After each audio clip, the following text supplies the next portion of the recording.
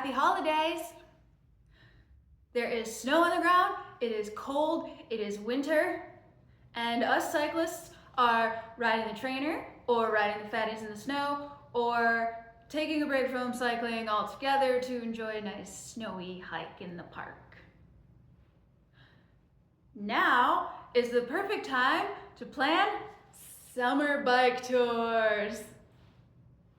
In this video, I will describe how Michael and I choose where to go, where to stay, and how we build routes.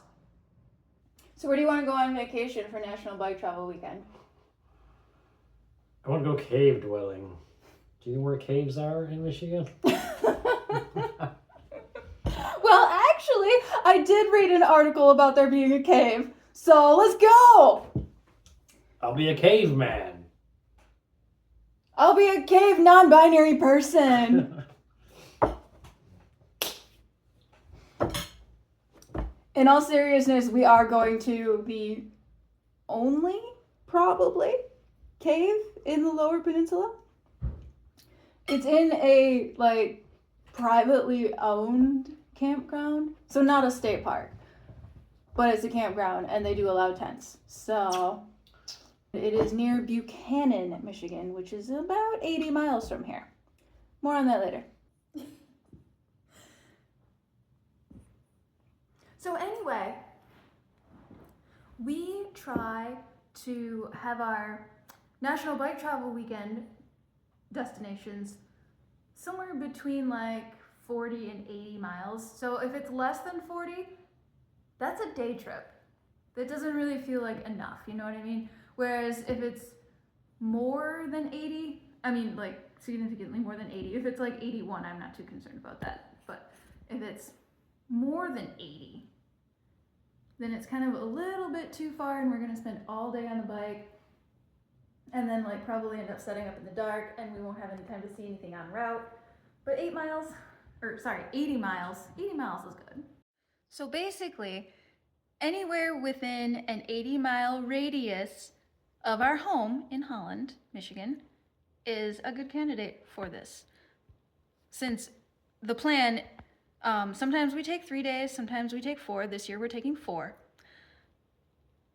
We generally spend a day traveling, a day or 2 hanging around the area, and then another day traveling back. Here is my usual method for route creation. First, I check Google Maps. There's a bike route feature that is super handy. Google does a pretty good job of routing me on the shortest route of streets and trails that I can legally ride on. However, just because I can legally ride on it does not mean that I want to. 6-lane Strode? Sandy 2-track? No. That's why it is important to fine-tooth comb examine the route before blindly agreeing to it. I do this with a few different tools. Google Street View, satellite imagery, usually also Google, and Strava heat maps. Strava is our handy map-based social media fitness tracker. Heat maps show where people are doing activity, with thick dark lines being lots of activity, and light to no lines being very little. Here in my hometown of Holland, you can see that Upper Mac Cycling Trails has a really big heat map, whereas some of the highways don't. Lots of activity typically means this is a safe, easy place to ride a bike. No line means go at your own risk. This street or trail may be unrideable or may not even exist. Hey, Michael. What? How do you feel about riding on a grass trail? Not for, obviously not for the whole route, but for maybe 20 miles or less? I thought it'd be slow. Slow is not necessarily a bad thing. A grass trail would certainly be more scenic than, say, US 31. Maybe. I'm sure of that, but who knows how tall the grass is. It looks like it's probably mowed. But yeah, we had a pretty bad experience with previous grass trail. Next, I look along my general route and see what I might want to go a little out of the way for. This might be tourism type stuff. It might be a park to rest and have a snack. It might be a coffee joint or a grocery store. Then I finally start building my route. I use Strava for this, but it is a paid feature. You could use other route building apps or go old school and use a paper map. I like Strava. I use Strava. This is how I do it. I've seen most of my hometown already, so I typically just use the quickest way out of town. It's not until South Haven that we really leave familiar territory.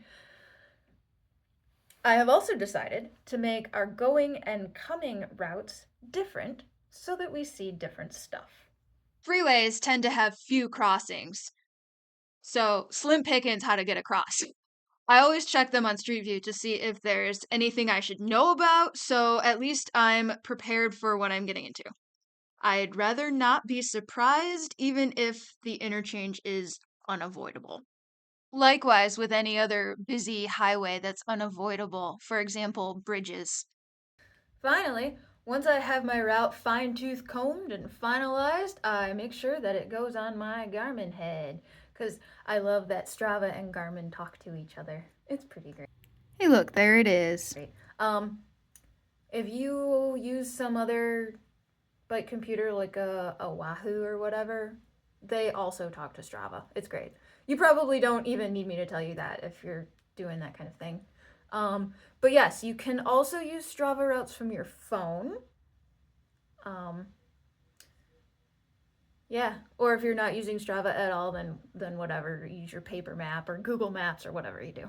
Stay tuned for the video when we actually take this ride. No, this is not my house.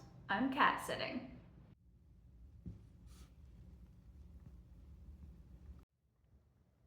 Oh, who's that cute little kitty?